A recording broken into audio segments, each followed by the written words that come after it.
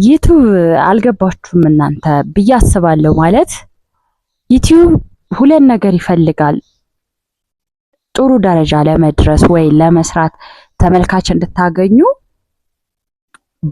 በቃ በዋናነት ሁለት ነገር ይፈልጋል።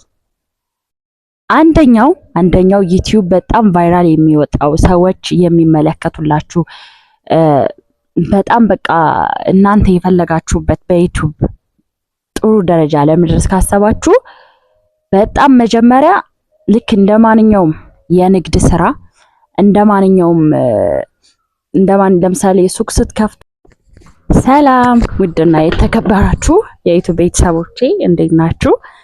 አለሁላችሁ። እኔ እግዚአብሔር ይመስገን። እናንተ እንዴት ናችሁ? በያላችሁበት ሰላማችሁ ይብዛ። ዛሬ አንድ መልእክት ለእናንተ አለኝ ለዩቲዩብ ተከታዮቼ። ምን መሰላችሁ? ዩቲዩብ አልገባችሁም እናንተ ብዬ አስባለሁ። ማለት ዩቲዩብ ሁለት ነገር ይፈልጋል ጥሩ ደረጃ ለመድረስ ወይ ለመስራት ተመልካች እንድታገኙ በቃ በዋናነት ሁለት ነገር ይፈልጋል።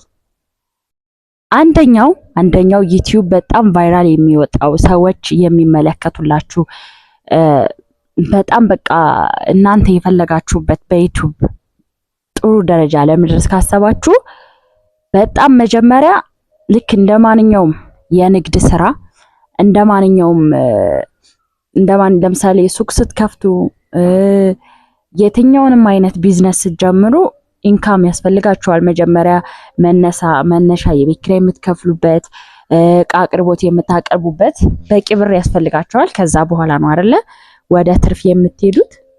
ዩቲዩብም ልክ እንደዛ ነው። አብዛኛውን ጊዜ እንደ እድል ሆኖ ከምንም ተነስቶ ዝም ብለው ዩቲዩብ ቫይራል ሊወጣላቸው ይችላል። ግን እንደ ዘነጡት ሰዎች ዩቲዩብ አይታየላቸውም። ምክንያቱም እኛ ሰዎች ሩቅ ናፋቂ ነን። ትክክለኛ ሪል የሆነ ላይፍ ማየት አንፈልግም። መድኃኒዓለምን ከኔ ጀምሮ ማለት ነው። ራሳችሁን ራሱ ጠይቁት እስኪ ምን አይነት ነገር ባይ ነው እኔ ቪዲዮውን ሳላቋርጥ ስክሮል ሳላደርግ እስከ መጨረሻው የማየው ምን አይነት ቪዲዮ ነው ብላችሁ ራሳችሁን ጠይቁት። ፌክ ነገር ነው የምትፈልጉት ማለት ነው። እኔም ጭምር ትክክለኛ ትዳር፣ ትክክለኛ አኗኗር ማየት አትፈልጉም። እንደውም አንድ ማራኪ ወግ ዩቲዩበሩን ካወቃችሁት የሆነ ሾው ላይ ቀርቦ ለምንድን ነው ሀብታሞቹን ብቻ ነው እየቀረጽክ የምታሳየው? ድሃዎችን ለምን አትቀርጽም? የድሃ ቤት እየሄድክ ለምንድን ነው ቭሎግ ሲሰሩ ወይም ደግሞ የድሃዎችን ላይፍ ማታሳይ ብለው ሲጠይቁት ምን አለ? አብዛኛው ሰው የባለ ሀብቶቹን ቤት ነው ቫይራል የሚያስወጣቸው እንጂ እኔ ኮንዶሚኒየም ቤት ቀርጫለሁ፣ ቀበሌ ቤት ቀርጫለሁ፣ በጣም በትንንሾች ቤቶች ቀርጫለሁ። ግን በጣም ባለ ሀብት የሆኑት በጣም ወጣ ያለ አኗኗር የሚኖሩትን ሰዎች ስለሚፈልጉ በደንብ ቪዲዮ ስለሚያዩት ቫይራል የሚወጣው ያ ቪዲዮ ነው እንጂ እኔ ኤቭሪዴይ ኤቭሪዋን ሁሉንም አይነት ሰዎች ነው የምቀርጸው በዩቲዩብ ገብታችሁ ማየት ትችላላችሁ ብሎ ሲል በጣም ነው የደገፍኩት። ደግሞ እውነት ስለሆነ ማለት ነው። እኛ ሰዎች በቃ ይሄ ሪሉን ነገ ጧት የምንኖረው ላይፍ አይደለም ማየት የምንፈልገው። ኦፍ ኮርስ ነገ እግዚአብሔር ከፈቀደ የትኛውም ሰው በድህነት ውስጥ አልተፈጠረም። ገባችኋ? ነገ ጧት መኪና ይኖረናል፣ ትልቅ ቤት፣ በጣም በቃ ወጣ ያለ ግቢ፣ ሲያዩት ደስ የሚል ነገር ምናምን ሊኖርን እኮ ይችላል። በድህነት የተፈጠረ የለም። ግን ምንድነው ዩቲዩብ በጣም ቫይራል የሚወጥላችሁ እንዳልኳችሁ ባክግራውንዳችሁ የሚያምር ከሆነ፣ የሚያምር መኪና ላይ ከሰራችሁ፣ የሚያምር ቤት ውስጥ ከሰራችሁ፣ የሚያምር አለባበስ ከለበሳችሁ ነው አንደኛ ዩቲዩብ የሚወደው። ሁለተኛ ደግሞ በጣም መውረድ አለባችሁ። አሁን መካከለኛ ኗኗር ነው የምኖረው ብዬ ነው ማስበው። በእኔ ለምሳሌ የምበለው አላጣም፣ የምለብሰው አላጣም፣ ወጣ ያለ ባይሆንም መጠለያ አላጣሁም። ይሄን ላይፍ አብዛኛው ኢትዮጵያዊ የሚኖረው ላይፍ ነው የኔ አኗኗር። ገባችኋ? ግን ይሄንን አታዩትም። ዩቲዩብ ተመልካቾቼ ይሄንን ማየት አትፈልጉም። ግን ማየት የነበረባችሁ ይሄን ነበረ፣ ማበረታታት የነበረባችሁ ይሄን ነበረ። ወይ ደግሞ በጣም መንገድ ዳር ቁጭ ብለው ዳስ ጥለው የሚበሉት የሚጠጡት አተው የሚጠለዩበት አተው በጣም ወርደው ዩቲዩብ የሚሰሩ ከሆነ ያንንም ትመለከታላችሁ። ለምን? በማዘን ከንፈር በመምጠጥ ሊሆን ይችላል፣ ለማሽሟጠጥ ሊሆን ይችላል። ያንን ይመለከተዋል ዩቲዩብ። ከዩቲዩብ አይደለም ችግሩ፣ ከተመልካች ነው። ተመልካች ቪዲዮውን እስከ መጨረሻው ለምሳሌ 10 ደቂቃ ቪዲዮ ከተሰራ ቢያንስ ከ10 ደቂቃ 4 ደቂቃ በደንብ ከታየ ቪዲዮ ቫይራል ይሆናል። አልጎሪዝሙ ይሄን ቪዲዮ ሰው ወዶታል ብሎ ይበትነዋል ማለት ነው። ለብዙ ተመልካቾች ሲበትነው ቫይራል ይሆናል ማለት ነው። ሶ እኔ አሁን ቪዲዮ ስሰራ ከባሌ ጋር እየተቃቀፍኩ የፍቅር ቃላቶች እየተገላለጽኩ ውሎዬም ሪሉን ላይፌም ባሳያችሁ ጠልቻ አይደለም። ግን እሳ ደግሞ ሶስተኛው ዩቲዩብ የሚፈልገው ነገር ይሄ ፓወርፉል ጭቅጭቅ፣ አንተ እንደዚህ አንቺ እንደዚህ፣ ለምን እንደዚህ አላረክም፣ ለምን እንደዚህ አልሆንሽም፣ እንደዚህ አልገዛልኝም፣ እንደዚህ አላረክልኝም ሲል ጭቅጭቅም ሲሆን ሰው ማየት ይፈልጋል። በቃ እኔ ይገርመኛል ከራሴ ጀምሮ እኔ ቲክታክም ይሁን ዩቲዩብ ሳይ ጭቅጭቅ ካለው ንትርክ ካለው መጨረሻው ምን ይሁን በሚል አያለው። ሰው ከዛ ተሞክሮ እኔም ከባሌ ጋር ድራማ ሰራለሁ። የትኛውም ዩቲዩብ አብሬሽ ሩታ ማነ ገለመሌ ዩቲዩብ ላይ የምትመለከቷቸው ኤቭሪዋን ሰዎች በሙሉ ትክክለኛ ላይፍ አይደለም የሚያሳያችሁ። ፍቅራቸውም ለቪዲዮ ነው። ትክክለኛ እኮ ፍቅር አለ፣ ግን ሞር ቪዲዮ ላይ የሚወጣው ፕራክቲካል የሆነ አክት ነው። ለምሳሌ እየተጣሉም አይደለም። አስቡት እስኪ እናንተ አስቡት፣ አንድ ባለትዳር ወንድ ልጅ ወልዶላት ከዛ ሌላ ሴት አቅፎ ይመጣል? አይመጣም እኮ። ካልፈለገ ፈቷት ምናምን ሌላ ያገባል። ሶ ድራማ ነው። በድራማ ውስጥ ለምሳሌ ፊልም አለ አይደለ? ዩቲዩበር እና ፊልም ሰሪዎች አርቲስቶች ተመሳሳይ ናቸው በእኔ አስተያየት፣ በእኔ እይታ።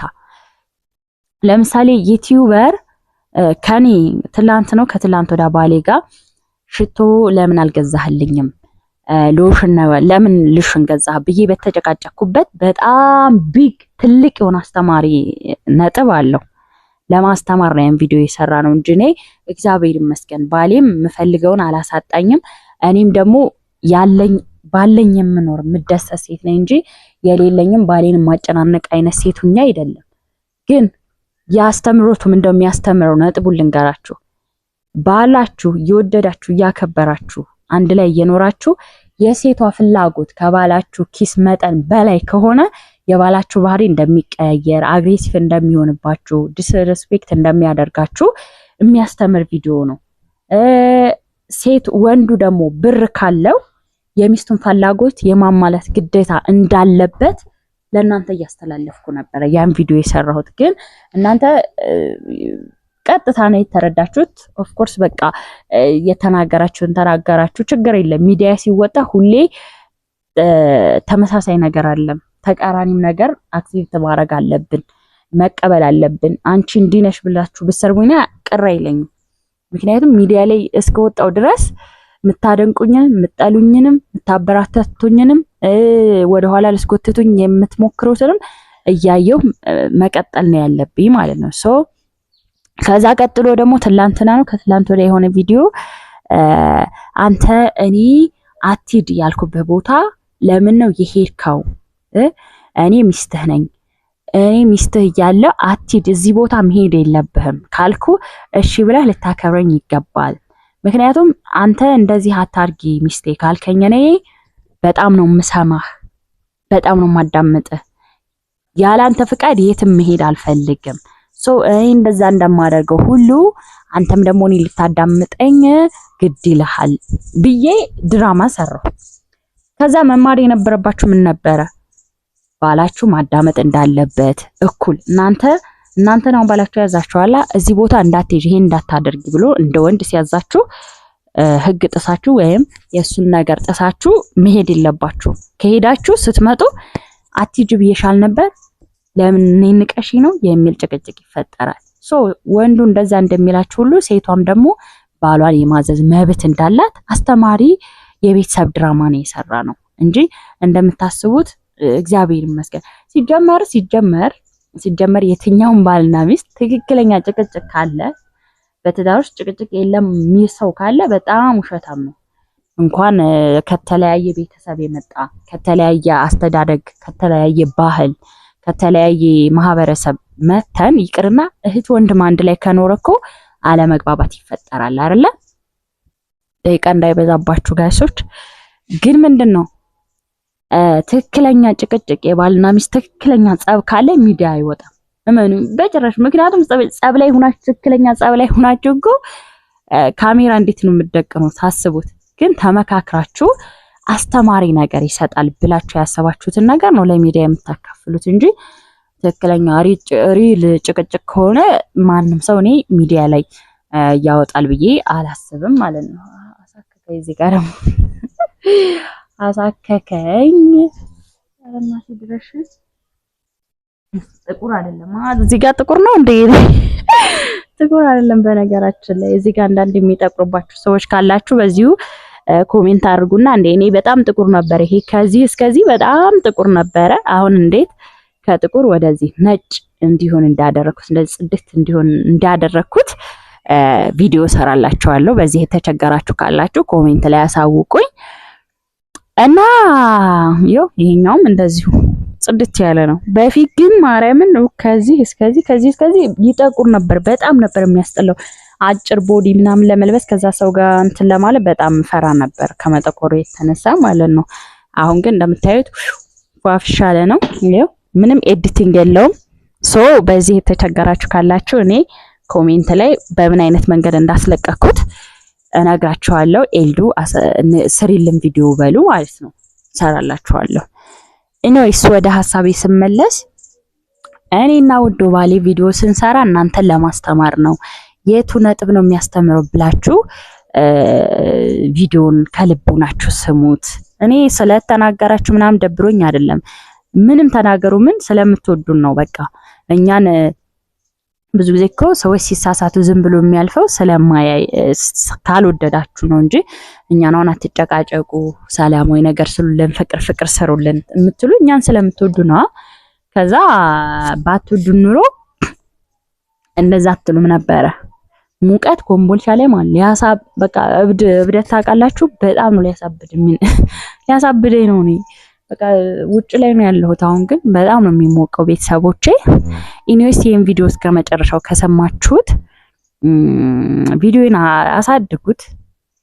በቃ እኔ ስለ ስደት ስንት ዓመት እንደሰራው ብነግራችሁ፣ ግን አሁን ደግሞ በሰራሁት ምንም አይነት ነገር እንዳላደረኩ ብታውቁ ታዝኑልኛላችሁ። አንድ ቀን በሌላ ቪዲዮ መጣና ስለኔ ስደት ህይወት ምናምን ምነግራችሁ ይሆናል። ዛሬ ግን ይችን አጠር ያለች ቪዲዮ ዝብርቅርቅ ያለ ቢሆንም ግን ስለ ዩቲዩብ አንዳንድ ነገሮች አሳውቂያችኋለሁ። ነገ ጧት እናንተም ዩቲዩበር ስትሆኑ ፌክ መሆን አለባችሁ ስላችሁ የቤታችሁን ገመና ምናምን ሳይሆን ይሄ ድራማ እየሰራችሁ ግን የሚያስተምር ነገር በውስጡ ላስተዋለ ሰው ትምህርት እንዲወስድበት እያደረጋችሁ መስራት ይጠበቅባችኋል። ስለነበረን ቆይታ አመሰግናለሁ። ይሄን ቪዲዮ በላይክ ጀምሩ። ተወዳችኋለሁ ቤተሰቦቼ። I love you so much.